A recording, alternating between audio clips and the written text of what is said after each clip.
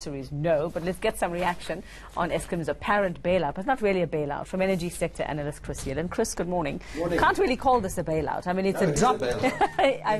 Yeah. Are you convinced it's a bailout? Well, you can call it looking at the amounts. Equity injection. You can call it a rights issue.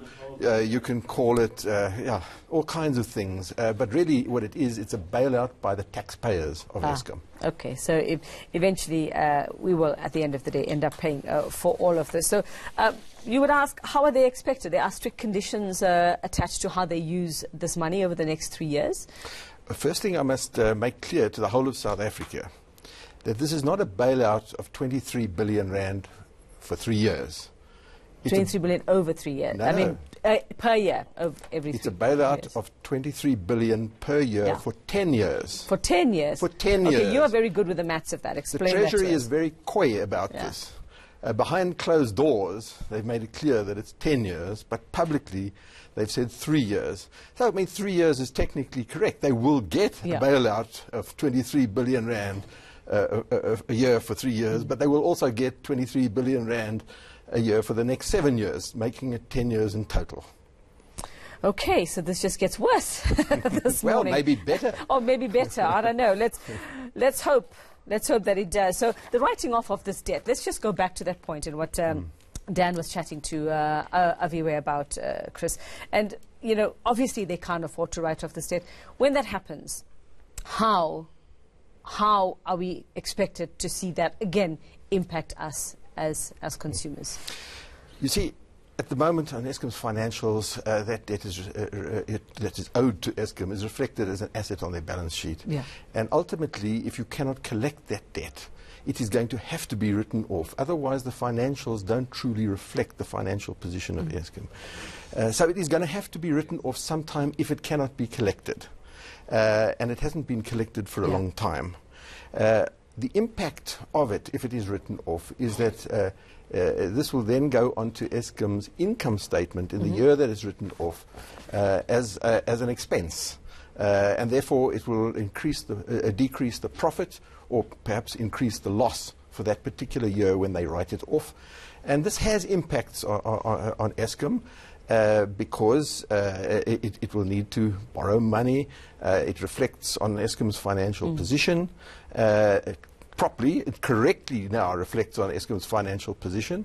It affects their credit rating and you know, all the things that go along with that.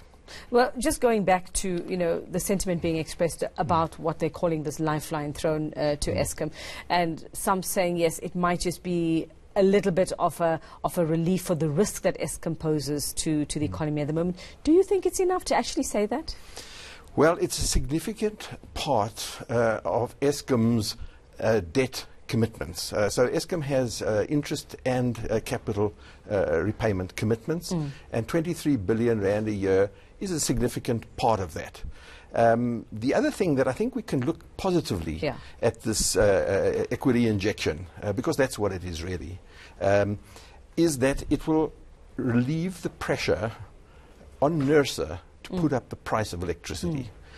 So Eskom put in an application, a so-called revenue application for the next 3 years, based on the premise that it was not getting any money from the shareholder. And now that it is getting some 69 billion rand over 3 years, this will go a long way to providing Eskom with what it needs to operate its business so that it doesn't need what it applied for from the tariff. So I do believe that NERSA is going to make its decision in the next few weeks.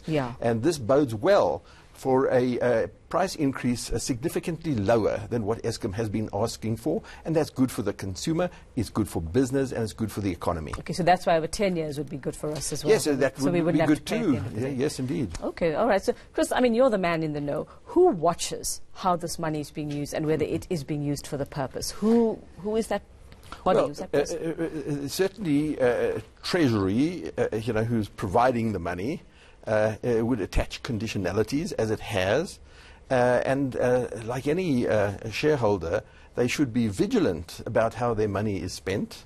They appoint the board to act on its behalf. The board should be being vigilant about Eskom's financials and how the money is being spent. So if there's the correct oversight and governance, one would expect the money to be used as it should. Yeah, yes. Expected should. I like those words. Okay, but we know that it doesn't always turn out that way. Now let's go back to last week this time, where we were saying that, there's a danger that Eskom is going to shut down by April. It won't survive past April. This morning, can we still look, first of all, I think the statement that Eskom will shut down by the end of April if nothing is done was wrongly worded, and Treasury have in fact, Public Enterprise have in fact corrected that. It's not that Eskom is going to stop generating power on the 1st of April if nothing is done. That would not be correct. But what I think they were trying to say was that if you don't do anything, then Eskom may find itself in a position where there is a debt restructuring event. Yeah. For example, it may be declared not a going concern. If that happens, it triggers a whole lot of events. For example, it would trigger the need for government to step in and exercise or fulfill its guarantees in taking over the servicing of Eskom's debt. That could affect the sovereign credit rating, could affect the rate of exchange, could affect GDP. Wow. So there are massive implications. Hopefully we've avoided it. We've avoided that. But we have avoided the so-called shutdown of Eskom, but not that it was a real shutdown where they would stop business, but I think it will stop the triggering of an event where Eskom may have been declared not a going concern. Okay, so Chris Yelland, largely positive this morning. I'm happy to hear. Thank you very much for that. Energy Sector Analyst Chris Yelland, just the day after when it comes to Eskom.